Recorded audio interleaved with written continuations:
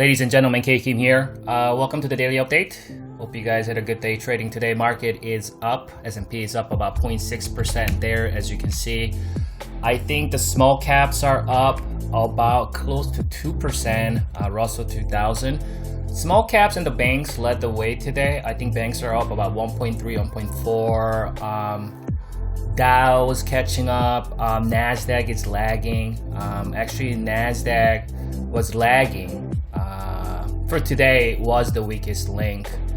The Nasdaq was, but led the day today with the small caps, the Russell 2000, and the banks, XLF, the financial sector there. So, and that's something that we've been kind of talking about last several weeks. That if we see the Russell 2000 and the financial sector kind of waking up, you could see this market continue to grind higher while the Nasdaq lags, and that's kind of been what we've been talking about on the weekend videos pretty much throughout July and last week also. That because I think the biggest problem a lot of people are experiencing was that, well, how can this market continue to move higher while the Nasdaq is in extremely extended levels? And basically the answer to that is money rotation, sector rotation. And that's kind of what we've been witnessing. And that's something that we've been kind of slowly seeing here. And today was kind of a good example of that. So as long as we see the lagging indices, such as small caps, the banks, and the Dow, and transport, I think transport did pretty well today also. If they continue to make a run, then S&P can continue to float around like this, while the Nasdaq kind of lag, kind of move sideways, kind of correct through time, right? So we'll continue to navigate this market obviously on a daily basis, but let's start with the S&P here. So looking at the spider 65-minute chart, which we've been doing every single day, Monday through Thursday, well, Monday through Friday actually, every single day, since the March lows, and we're here at 332. So this is where we gapped up, and we talked about it yesterday that I was expecting a gap up. The buyers were tired, right? And this is how the bulls can operate in a tired, when they're dealing with the overbought sentiment.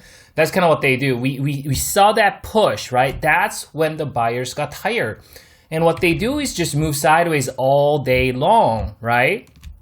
After gapping up, and then we see a little bit of push towards the end of the day, and then I think at that point, we are getting into kind of in the short term, we're getting into pretty extended overbought condition. Buyers were starting to get pretty tired. But remember what we talked about yesterday on the daily video. There's a good chance that we might see a gap up, right? Gap up and lag all day, right? And that's exactly what we saw today. Gap up and lag all day. We didn't see a gap fill. We didn't see advancement to the upside. We advanced a little bit, but not really, because that was the high for the first hour. We're hanging around on that micro term resistance there. So that was the first hour. Second hour, we advanced just a little bit. We pulled back third hour. Fourth hour, hung around there. Fifth hour, it's a little bit up and down. I guess the last hour, I was gone after I tweeted my second tweet for the day. And then I was gone for the day. I came back and then I saw, okay, so looking at the wick here, it looks like we did see some fluctuations throughout the last hour for the day. We did come back down to retest the gap area. And again, that's been kind of the theme here. You saw that same thing happened just 2 days ago. We gapped up, and then we sideways all day. We come down, that acted support. Yesterday, we sideways all day, and then the fifth hour, we come back down, act as support, and then we push. Today, we gap up, sideways all day, and then you come back down to retest the gap area, and then a little push there. So, as of today, as of now, and as I've been, navigating this market and analyzing this market with you every single day, especially since, early July, right? Once the price started cultivating what? Higher highs and higher lows, and my midterm moving average started rising higher, right? Every single video, despite the fact that we saw these abrupt sell-offs, every single video we talked about how, okay, our overall posture should be bullish, overall posture should be bullish, overall posture should be bullish. As long as we have my midterm moving average, rising higher, and you can see that where the price comes back down to that level and continues to get bought up, and the market continues to get back up. But that's what happens in an uptrend. Market establishing and cultivating what? Higher lows and higher highs. And that's what we've been talking about. We get a abrupt sell-off, don't be emotional, don't get into a dramatic conclusion. Let's say market get into overbought level, don't get, again, don't get scared, don't be fearful. We may see a pullback or something like that, but market is usually, when market is cultivating higher highs and higher lows, usually pulling back to establish another higher high, higher low, before going back up. And again, we've been talking about that every single day last month or so. So we're up here at 332, and I think you guys want to find out what this means, because we have not seen my 65-minute oscillator moving sideways like this. You tend to see something like this quite a bit on the daily chart, but not a whole lot on the 65-minute chart. 65-minute chart, my oscillators was actually designed to oscillate back and forth. I mean, it might lag a little bit, for hours or so, not days where at first it gets to extremely overbought level. That's a pretty overbought level. And then pretty much flatlining all 3 days now. Pretty much flatlining for 3 days. I don't know. I don't remember the last time I saw something like that. This is a very, very rare signal. And a lot of you probably wondering, what the hell does that mean, right? What is this market telling us? So when you see oscillator moving sideways, right?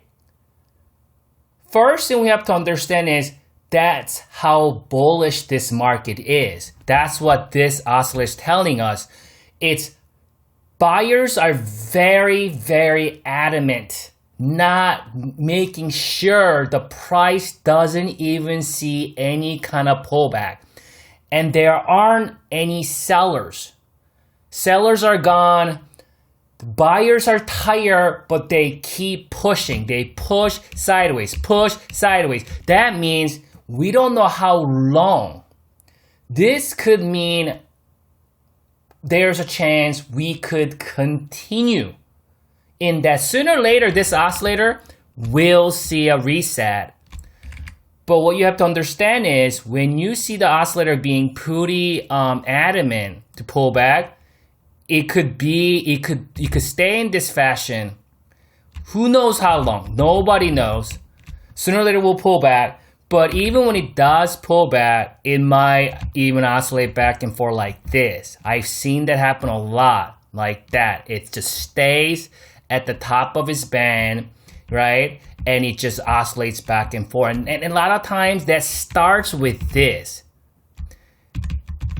So basically, it's first letting us that, okay, buyers are very, very adamant. They do not want to take any profits. There are no sellers there either. So buyers are just keep pushing up and oscillators are floating around. That's actually a bullish signal in the short to midterm. So that's first thing what's going on right now is when the oscillators gets elevated and it kind of stay floating around, it's a bullish signal. It means this could continue in this fashion, right? We have a high probability of that. However, every time when you're dealing with rare signals such as this, there's also danger associated with it, which is a lower probability scenario. Could be some kind of a shenanigan, either to the upside or downside. So it doesn't mean just because we're here, okay, shenanigan down move. It could also be shenanigan to the upside, meaning we could see a melt up. This thing could pull back a little bit. Maybe this thing goes up, feel this gap, pull back, and then this thing pulls back, and then it comes back somewhere here, and then it goes up, and then we start to see a big melt up. Or this thing gaps down, and then some kind of shenanigan. Even though we may see a shenanigan in the short term, in the midterm of things, this should be a bullish signal. You see what I'm saying? So it's the overall bullish signal. There's a chance we may continue in that, but prepare for shenanigan either to the upside or downside. Some kind of melt up, or, you know, when I say melt up, I don't really mean like a melt up and then like it crashes down to 220. That's not what I mean. Like we may see a very, very like sharp up move first, and then potentially seeing a decent sized correction. That's what I mean. So we'll have to continue to track of this oscillator. I'll tweet things out tomorrow if I see any kind of development. But again, going into tomorrow, overall posture should be bullish. We got some gap area here, right? Should be acting as support. If this thing comes down and fill it, we got short-term moving average in that vicinity, 333 gap fill area. It's gonna act as support for bears. Best case scenario, gapping it down. But we've been talking about that. They had a chance here, they didn't do it. So I'm not sure if they're gonna have to do it again. Best bet for the buyers, gapping up above 333. It's not a big gap up, probably 0.4, 0.5% gap up. If we can do something like that, maybe next level gap is at 335. And we could continue to grind like this if we do see another gap up. So I'll come back for you guys tomorrow. You can follow me at 2K Kim on Twitter and StockTwits. I'll tweet things out, give you guys an update on my oscillator and some of the price action. We'll go from there, right? Enjoy your evening and good luck trading tomorrow.